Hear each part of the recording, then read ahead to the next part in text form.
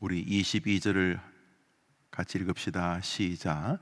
그 청년이 재물이 많음으로 이 말씀을 듣고 근심하며 가니라. 아멘. 어느 날 예수님께서 말씀을 전하고 계셨습니다. 말씀을 전하시고 잠시 쉬셨나, 혹은 다른 사람들하고 얘기를 하고 계셨나, 잠시의 여간이 생기자 한 젊은이가 와서, 선생님, 내가 어떻게 하여야 구원을 얻겠습니까? 이렇게 말합니다. 그런데 여기 어떻게 해야 이렇게 말하지 않고, 내가 무슨 선한 일을 하여야 영생을 얻겠습니까? 이렇게 말합니다. 사람이 보편적으로 말을 진행할 때에 자기에게 약점이 되는 이야기로 대화를 시작하는 분이 많지 않습니다. 혹은 대화 도중에 자신에게 약점이 되는 그런 대화가 진행될 것 같으면 멈추거나 말꼬리를 다른 곳으로 돌려서 가급적이면 내게 불편할 만한 소재들에서 벗어나려고 하는 것이 사람들의 보편적인 언어법이지 않습니까? 그런데 이 청년이 영생을 어떻게 얻느냐라고 하는 측면을 말할 때에 무슨 선한 일을 하여야 영생을 얻겠느냐 이렇게 묻는 것을 볼 때에 이 청년은 보편적 선에 대해서 꽤 자신감이 있었던 것 같습니다. 자타가 공인하는 모범생이었다, 이렇게 생각을 하고 지냈던 것 같습니다. 전반을 볼 때에 이 청년이 참 우리로 말하면 아주 보증할 만한 젊은입니다. 우선 행동 거지가 굉장히 반듯합니다.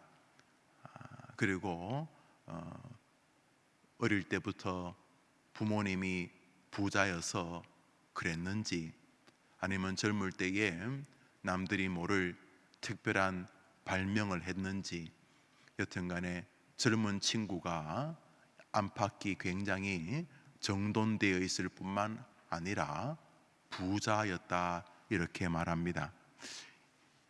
16절부터 우리 좀 읽겠습니다. 우리 마태복음 19장 16절부터 읽읍시다. 어떤 사람이 주께 와서 이르되, 선생님이여, 내가 무슨 선한 일을 하여야 영생을 얻으리까? 예수께서 이르시되, 어찌하여 선한 일을 내게 묻느냐? 선한 이는 오직 한 분이시니라. 내가 생명에 들어가려면 계명들을 지키라. 이르되 어느 계명이오니까? 예수께서 이르시되, 살인하지 말라, 간음하지 말라, 도둑질하지 말라, 거짓 증언하지 말라, 내 부모를 공경하라, 내 이웃을 내 자신과 같이 사랑하라 하신 것이니라. 그 청년이 이르되, 이 모든 것을 내가 지키었사온데 아직도 무엇이 부족하니까? 20절에 아직도 무엇이 부족하니까, 이 친구가 예수님께 어떻게 해야 영생을 얻겠느냐는 물음이 사실은 영생을 얻고 싶어 하는 물음이라기보다는 자신이 그동안 얼마나 영생에 합당한 사람인가를 드러내고자 하는 기묘한 교만에 근거한 욕망이 있었다는 것을 알 수가 있습니다. 이 사람을 제가 지나치게 폄하하려고 하는 것이 아니라, 살인하지 말라, 간음하지 말라, 도둑질하지 말라, 거짓 증언하지 말라, 내 부모를 공경하라, 내 이웃을 내 자신같이 사랑하라, 하나하나가 어마어마한 계명들입니다. 내 부모를 공경하라는 말에 나는 하늘과 땅을 만족시킬 만큼 부모를 공경합니다 라고 할 사람이 있겠습니까? 제 주변의 불효자들은 그나마 자신이 남들만큼은 한다 생각하는 것 같고, 굉장히 효자들은 늘 부모님에게 만나면 죄송해요, 라고 하는 것을 보면서 제대로 효도하는 사람들은 자기가 제대로 효도하고 있지 못하다는 것을 아는 것 같더라고요. 효도를 제대로 안 하는 사람들은 남들만큼은 한다고 생각을 하는 것 같더구만요. 어느 쪽이든 내 부모를 공경하라는 이 계명 하나에 나는 완벽합니다. 행동 거지도 부모님을 공경하지만 내 마음도 1.1핵도 틀림없이 나보다 부모님을 더 공경하는, 나는 정말 완벽한 부모 공경자입니다.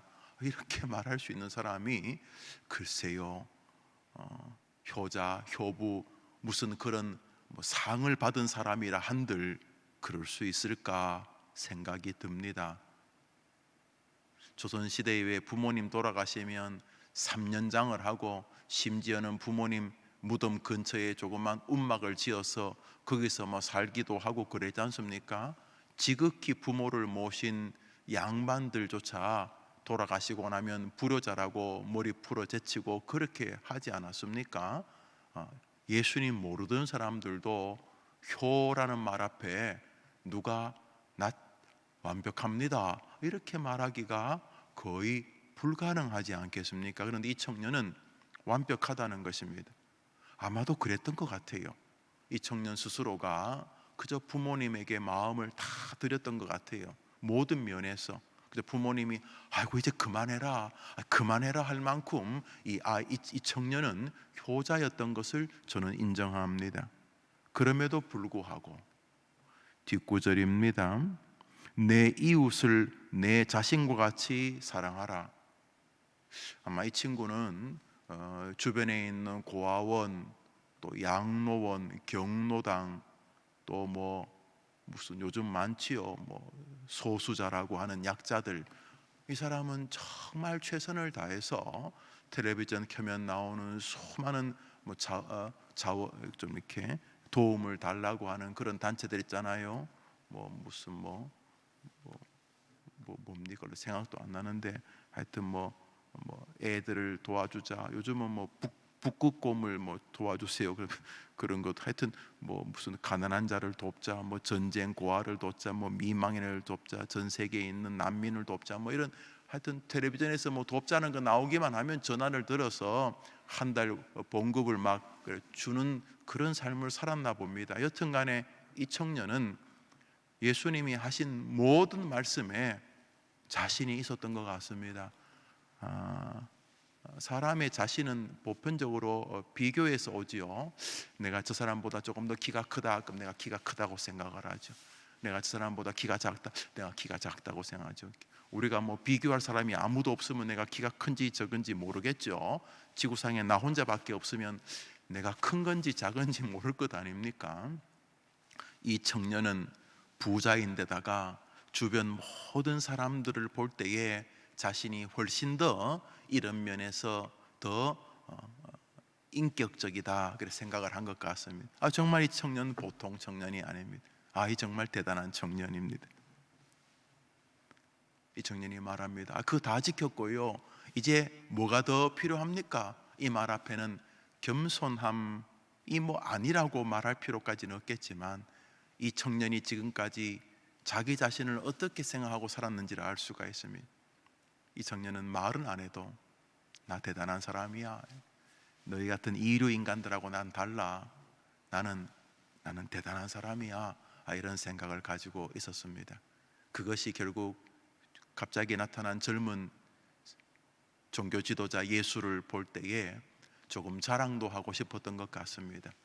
또 자기를 좀 알리고도 싶었던 것 같기도 하고요. 또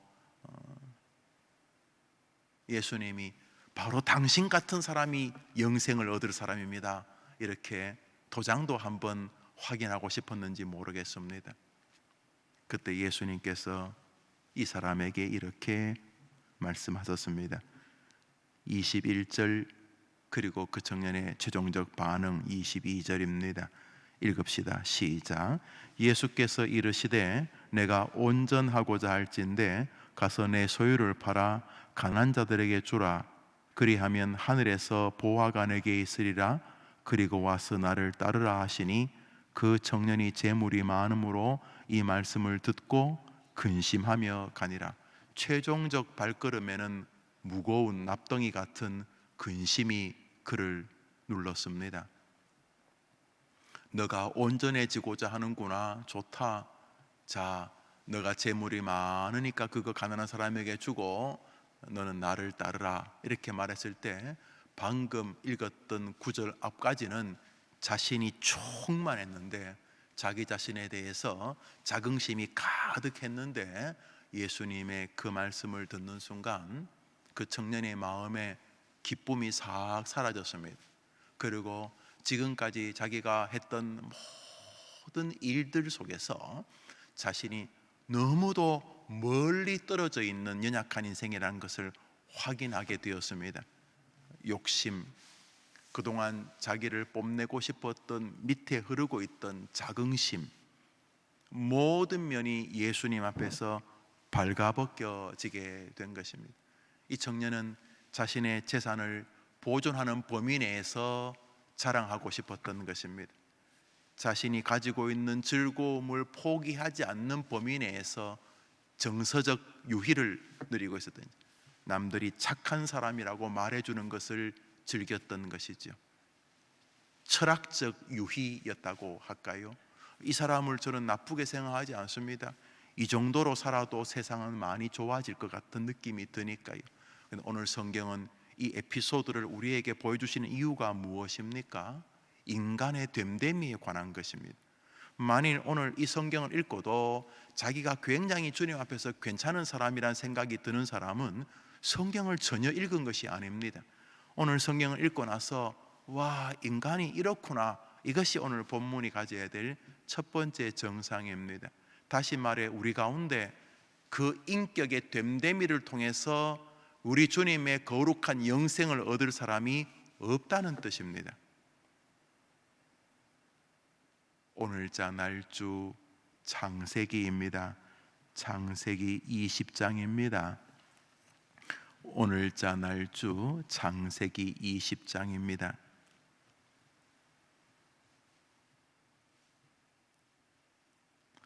1절과 2절을 읽습니다. 창세기 20장 1절과 2절입니다. 창세기 20장 1절과 2절입니다. 읽읍시다. 시작. 아브라함이 거기서 네게부 땅으로 옮겨가 가데스와 술 사이 그랄에 거류하며 그의 아내 사라를 자기 누이라 하였으므로 그랄 왕 아비멜렉이 사람을 보내어 사라를 데려갔더니, 여러분 창세기 19, 18, 17, 16장에 나오는 아브라함은 굉장히 대단합니다.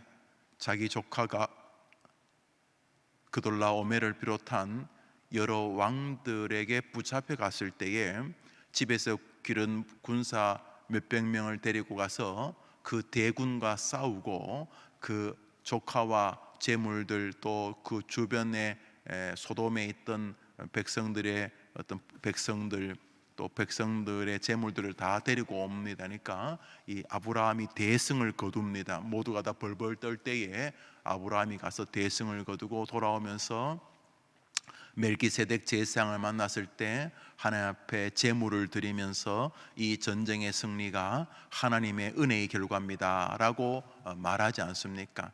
그 멜기세덱의 태도, 멜기세덱에 드렸던 그 헌금이 11조 아니면 그냥 한국교회 아니면 뭐 전 세계 기독교인들이 이렇게 하고 있는 믿음 생활의 어떤 표본 같은 것이죠.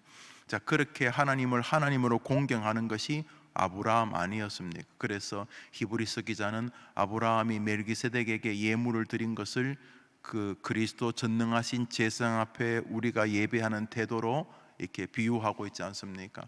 그러니까 전쟁을 이기고 나서 하나님 앞에 제물을 드리는 태도는 이 전쟁이 하나님의 은혜의 결과입니다 라고 하는 것이죠. 그러니까 아브라함이 참 믿음의 조상이라 이렇게 불리울 만한 인물이라는 사실을 알 수가 있습니다. 그런데 불과 한두 장 지난 20장에 그 믿음의 조상 아브라함에게서 믿음의 조상은커녕 한 명의 남자답지도 않은 허접한 모습을 우리는 지금 봅니다. 무슨 일인가 하면은 아브라함이 이런저런 이유로 그 땅에 더 이상 살 수가 없었던 것 같습니다. 특별히 그 목축하시는 분들은 할 수 없이 풀을 따라갈 수밖에 없거든요. 풀을 따라갈 수밖에 없죠. 이스라엘을 가보시면 베두인들이 양들을 데리고 다니는 걸 볼 수가 있습니다. 특별한 종파여서 이스라엘 정부가 그들을 많이 보호합니다. 뭐 집도 이렇게 좀 주고 또 뭐 이렇게 뭐도 좀 해주고 했는데, 그들이 이제 이스라엘의 양들을 데리고 이렇게 산 쪽으로, 산에, 이스라엘도 산이 많은데 다니면서 이제 풀도 먹이고 뭐 그렇게 하는 것을 여러 번 보았습니다. 과거는 더더욱 그렇겠죠. 그러니까 이제 풀이 있는 쪽으로 아마 좀 따라왔나 봅니다. 풀이라는 게 뭐 200m 떨어져서 이 산에는 있고 저 산에는 없고 그런 게 아니지 않습니까? 아직 남쪽에는 좀 풀이 있고 그러면 서울에서 저 뭐 어디입니까? 저 천안, 뭐 대전 뭐까지 또 내려가야 안 되겠습니까? 풀 따라서. 그런 것처럼 우리나라도 단풍이 뭐 설악산에서 며칠 좀 들고 그 다음에 밑으로 저 밑에 가서 지리산에서 언제 좀 들고 서로 좀 차이가 있는 것처럼 이제 풀을 따라서 이제 양들을 데리고 가다 보니까 네게부 땅에서 가데스와 술, 그래서 결국 그랄까지 가게 되면서 그랄 지역을 통치하고 있는 임금 아비멜렉 앞에까지 가게 되었습니다. 아비멜렉이 굉장히 꽤 힘이 있었나 봅니다. 아브라함이 아비멜렉하고 감히 싸울 엄두를 못 낸 것 같습니다. 그랬더니 자신의 아내 사라가 그때도 나이가 꽤 많았는데도 불구하고 아마 훌륭한 미모를 가지고 있었나 봅니다. 사람들이 자기 아내를 뺏어가고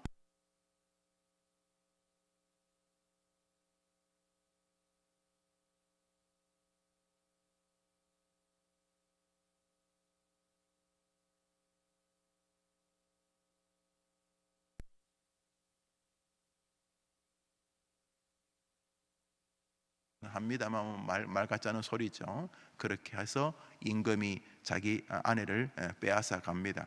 지금 빼앗겼다 1절, 2절이 그 말 아닙니까? 빼앗긴 것은 누이라 그랬기 때문에 부인 아니지? 그러면 뭐 당신 여동생 나한테 주면 내가 재산을 뭐 몇백억 주겠네 뭐 그랬는지 여튼간에 그 빼앗겼다 이런 내용입니다. 그 밤에 하나님께서 환상 중에 그 아비멜렉에게 나타나 가지고 누이가 아니고 그 사람 부인이다 이렇게 말하면서 이제 뭐 여러 가지 일들이 진행되고 하나님이 너희 집안을 다 저주하겠다고 두려워서 다시 아브라함에게 사람을 보내 오게 하면서 너가 왜 네 부인을 네 누이라고 그래가지고 하나님 앞에 내가 크게 저주받을 뻔했느냐 이렇게 이제 묻게 됩니다. 그러자 아브라함이 말하는 장면은 지금 아브라함이 뭐 시정잡배가 아니고 우리가 계속 봐왔던 믿음의 조상 바로 이 사람입니다. 11절을 읽겠습니다. 11절 임금에게 이제 변명 혹은 변호합니다. 11절 읽읍시다. 시작. 아브라함이 이르되 이곳에서는 하나님을 두려워함이 없으니 내 아내로 말미암아 사람들이 나를 죽일까 생각하였으며 뭐 뒤에 뭐 말 같지 않은 변명을 하긴 합니다만 11절이 핵심이죠. 뭡니까? 이곳 사람들은 하나님을 모르고 또 험악하기 때문에 내가 부인이라 그러면 나를 죽이고 빼앗아 갈 것 같아서 내가 두려워서 그 두려움이 그 이유였습니다. 이렇게 말합니다. 오늘 여러분에게 잠시 아침을 열면서 말씀을 상고하는 주제는 동일합니다. 마태복음에 나오는 참 괜찮아 보이는 부자 젊은이나 우리가 생각하는 믿음이 정말 괜찮아 보이는 아브라함이나 50보, 100보 아닙니까? 여러분 느껴지지 않습니까? 믿음이 굉장히 좋아 보이는 그 청년 말입니다.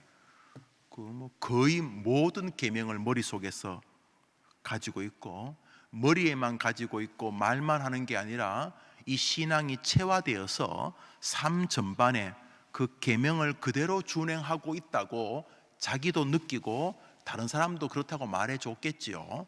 그러니까 이 스스로가 굉장히 우리로 말하면 괜찮은 사람이죠. 많은 이 사람들이 막 교회에다가 뭐가 교회가 뭐 말만 하고 사랑이 없느니 교회가 뭐 어쩌고 저쩌고 할 때에 이 마태복음에 나오는 이 청년은 세상 사람들도 굉장히 좋아할 사람. 야, 저 청년 저런 청년이라면 나도 교회 다니지. 야, 저 청년은 진짜 하나님 믿는 사람 맞다. 저 친구 그 태도를 봐라. 자기 부모한테 하는 거 봐라. 그 이웃 동료들에게 하는 거 봐라. 저 친구가 말하는 거 어디 그 헛소리 하더냐. 언제나 그 거짓 증언하지 않고 저 친구는 정말 저 친구는 신실한 사람이다. 이렇게 예수님 앞에 또 뭐 지킬까요? 뭐 이렇게 말할 만큼 이 청년은 정말 우리로 말하면 믿음이 삶이 된 사람입니다. 우리가 늘 하는 말, 믿음이 삶이 되게 해 주옵소서. 정말 이 사람은 그런 어떤 신앙의 그 행위적인 면에서는 최고봉에 가 있는 사람입니다. 근데 주님이 아셨습니다. 뭘 아셨습니까? 인간이 불완전하다는 사실을. 그 첫 마디가 영생입니다. 우리가 내가 어떻게 하여 영생을 얻겠습니까? 이 말은 자신이 있다는 거죠. 그거요 다 했어요. 뭐 더 필요해요? 이 말이죠. 영생에 대해서 나는 충분하다는 거예요. 나 같은 사람이 영생 못 받으면 말이 됩니까? 예수님 당신도 인정하셔야 됩니다. 나는 충분히 영생을 받을 만한 목사입니다. 집사입니다. 장로입니다. 내가 영생을 안 받으면 되겠습니까? 나는 충분히 내 가지고 있는 인격이나 삶이나 태도나 말투나 행동 모든 면에서 나는 충분히 구원을 받을 만한 능력이 있는 사람입니다. 아니다 라고 말씀하신 것입니다. 아니다, 너는 그거 가지고 구원 못 받는다, 이 말하고 싶으신 것입니다. 우리가 생각할 때 아브라함은 정말 탁월한 믿음 아닙니까?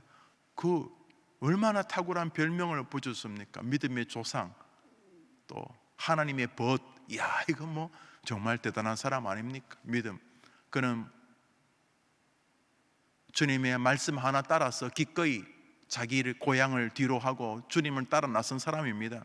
목숨을 걸고 자기 조카를 지켜낸 사람이고, 돌아올 때 제사장을 만나 하나님께 예배하면서 이 전쟁의 승리는 전적인 하나님의 은혜의 결과라고 말하던 정말로 이 믿음이 있는 사람 아닙니까? 정말 아브라함에게 믿음이 없다고 하면 누구에게 믿음이 있다고 하겠습니까?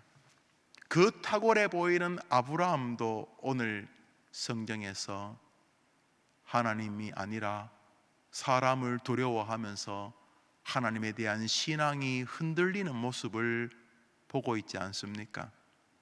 아브라함에게 주님이 무슨 말씀을 하시고 싶어 하시는 것 같습니까?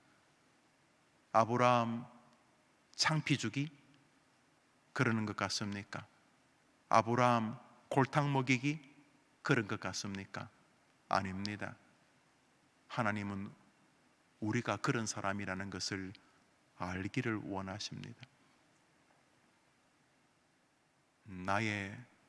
나된 것은 하나님의 은혜의 결과이지 내가 탁월한 결과가 아니라는 것입니다.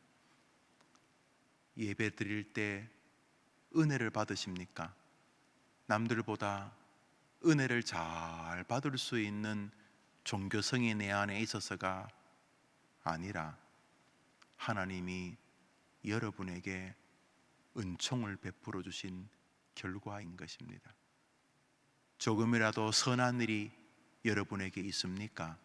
그것은 여러분이 다른 사람과 씨가 달라서 타고날 때부터 탁월한 인격과 성품의 소유자여서가 아니라 하나님이 여러분에게 그만한 은혜를 베풀어 주신 결과라는 것입니다. 기독교는 나된 것은 하나님의 은혜라고 고백하는 신앙 체계에 서 있는 것입니다. 선 줄로 생각하는 자는 넘어질까 조심하라. 오늘 우리는 조금이라도 좋은 일이 있다면 그건 전적으로 하나님이 자비를 베풀어 주신 결과인 것을 인정하게 됩니다. 이 사상은 결국 두 가지 삶의 태도를 갖게 합니다. 하나는 겸비함입니다. 조금이라도 남이 칭찬할 걸 가지고 있으면 본능적으로 한 발을 빼야 합니다. 왜냐하면 내가 한 것이 아니기 때문입니다. 나 같은 죄인이 무슨 성도들에게 은혜를 끼칠 설교를 하겠습니까? 여러분보다 더 험악할 텐데, 어떤 면에서 죄성이. 만일 어떤 한 성도라도 목사님 참 말씀에 은혜 받았습니다, 그러면 주춤해야 한다는 것입니다. 왜냐하면 우리 인간이 온갖 미사여구를 다 동원한다 한들 인간의 영혼이 은혜 받을 만한 존재가 아니기 때문입니다. 그렇다면 하나님께서 긍휼을 나와 저희에게 베풀어 주셨구나 라고 생각해야 한다는 것입니다. 영적인 일이 그러할진데 다른 것은 말할 것도 없습니다. 아이들이 귀하게 자라줍니까? 여러분이 남들보다 탁월한 육아를 한 결과라고 생각하십니까? 내 주변에는 아예 목숨을 빼주면서 자식들을 육아했지만은 자녀가 황당하기 짝이 없는 삶을 사는 부모 많이 보았습니다. 최선을 다해 길러야 하겠지만 어떤 부모가 내가 탁월했기 때문에 우리 아이가 탁월하게 자라줬다고 말할 수 있겠습니까? 그러면 개차반으로 사는 자식들은 모든 부모님들이 아이들을 완벽하게 방치한 결과라고 생각하십니까? 아니올시다. 우리는 아이를 기르는 일조차 이 부자 청년과 아브라함을 생각해내어야 하는 것입니다. 인간은 약한 자구나. 인간은 결정적일 때에는 무력하구나, 무기력하구나. 하나님이 은혜를 베풀어 주셔야 되는구나. 그래서 기본적으로 오늘 이 날주의 이 말씀은 우리를 겸비하게 합니다. 그가 정상적인 신앙인이라면 당연히 그렇습니다. 동시에 이 말씀은 우리를 참 담대하게 합니다. 어차피 내 손에 달린 것이 아니고 하나님의 손에 달렸다면 묘한 겸손함 속에서도 기대와 담대함이 솟습니다. 내가 구원받은 것이 내게서 난 것이 아니요 하나님에게서 난 것이란 사실에 우리의 신앙이 도달하게 되기 때문입니다. 그런 면에서 내가 능력이 없는데도 구원 백성이 되었다는 것은 나를 사랑하여 자기 아들을 아끼지 아니하시고 내어주시는 하나님의 사랑에 내가 담겨져 있기 때문이라는 결론에 서기 때문입니다. 그래서 오늘 이 말씀은 나의 무력함과 나의 구원은 전적으로 하나님께 달려 있는데 그 하나님이 자기 아들까지 나를 사랑해 주시는 분이라는 사실 앞에 우리를 세워주기 때문입니다. 오늘 겸손하고, 오늘 담대하고, 오늘 감사하고, 오늘 스스로를 정직하게 지켜보는 가운데 남들이 알지 못하는 겸비함이 있고 동시에 남들이 알지 못하는 담대함이 있는 여러분 되기를 주님의 이름으로 축복합니다. 기도 제목을 여러분에게 하나 부탁하고 싶은 게 하나 있습니다. 여러분, 이건 어떤 정치적인 색깔을 가지고 있는 기도 제목이 아니고요, 제가 지난 한 2달 동안 가장 많이 기도한 사람 중에 한 사람이 미국 대통령입니다. 아이고 목사님, 우리나라 대통령을 위해서 기도하기도 힘들 텐데 무슨 남의 나라 대통령을 위해 기도합니까? 제가 현재 이제 내일이죠. 20일이면 일단은 공식적으로 마감되는 트럼프 대통령과 새로 뽑히는 바이든 대통령을 보면서 제가 기도를 계속 해왔습니다. 내용은 그 사람은 그냥 한 나라의 대통령이 아니라 전 세계의 가장 강력한 기독교 정체성을 가지고 있는 나라의 대통령이기 때문이었습니다. 사람들에게 알려진 바에 의하면 트럼프 대통령은 호색한이고 굉장히 비정상적인 그런 인물이라고 하지만은 저의 친구들이나 선후배들이 미국에서 전해주는 소식은 한국에서 듣는 소식과 정반대였습니다. 또 반대로 바이든은 동성연애 결혼을 최초로 승인한 부통령이었고 그 정체성도 역시 그러합니다. 그래서 제가 계속 기도를 해왔습니다, 여러분. 그래서 저는 정치와 아무 상관이 없이 기독교의 정체성 때문에 하나님 동성연애나 또는 비기독교적 사상을 굉장히 많이 정책에 담고 있는 사회주의적 정체성이나 또는 기독교에 조금은 부정적인 사상을 가진 사람보다 좀 부족함이 있어도 뚜렷한 기독교 정체성을 가지고 기독교 하나님을 그대로 공경하고 하나님의 나라를 확장할 수 있을 것 같은 지도자를 미국의 대통령으로 세워달라 기도를 해왔습니다. 이제 공식적으로는 트럼프 대통령이 되지를 못하게 될 것이라고 생각을 합니다. 그러나 우리가 기도는 할 수 있으니까. 그래서 제가 어느 나라 누가 대통령이 되든지 간에 기독교 정체성을 그대로 지키고 또 자기 나라뿐만 아니라 전 세계에 있는 기독교 국가들 그리고 올바른 민주주의 사상을 그대로 지키려고 하는 그런 정체성을 가진 사람이 각 나라의 지도자가 되고, 특별히 미국은 더더욱 중요한 나라니까 전 세계적으로 우리나라에 또 이렇게 미국이 지금 국방을 도와주고 있으니까 훌륭한 정체성을 가진 지도자가 세워달라 이런 기도를 해왔습니다. 그러나 외형적으로는 이제 바이든 씨가 대통령이 내일 되는 것으로 되어져 있습니다. 누가 대통령이 되든지 간에 전 세계 너무도 중요한 영향력을 가진 사람이기 때문에, 특히 남북 간으로 나뉘어진 우리나라는 말할 것도 없기 때문에 미국의 훌륭한 지도자가 세워지도록 여러분 한번 그것도 기도해 주시면 감사하겠습니다. 어제 우리나라 대통령께서 기자회견을 이렇게 하셨는데 참 기도가 깊어지게 됩니다. 오늘은 우리나라 위정자들, 여러분만이 아니라 우리나라 위정자들과 또 미국의 대통령을 위해서도 여러분 한번 기도해 주시면 좋겠습니다. 우리가 뭐 얼마나 큰 능력이 있겠습니까만 하나님 기독교 신앙을 잘 가지고 또 하나님을 공경하고 또 올바르게 민주주의를 잘 지킬 수 있는 지도자가 세워달라고 우리나라와 또 미국에서 한번 기도를 부탁하고 싶어집니다. 여러분 자신을 위해서도 기도하면서 이 나라를 위해서 기도해 주시기를 바랍니다. 미국이 우리나라와 너무나 밀접한 상관이 있어서 기도의 부탁을 드립니다. 주기도문으로 예배를 마치고 우리 복되게 하루를 시작합시다. 하늘에 계신 우리 아버지여, 이름이 거룩히 여김을 받으시오며 나라의 마옵시며 뜻이 하늘에서 이룬 것 같이 땅에서도 이루어지이다. 오늘날 우리에게 일용할 양식을 주옵시고 우리가 우리에게 죄 지은 자를 사하여 준 것 같이 우리 죄를 사하여 주옵시고 우리를 시험에 들게 하지 마옵시고 다만 악에서 구하옵소서. 대개 나라와 권세와 영광이 아버지께 영원히 있사옵나이다. 아멘. 기도합시다.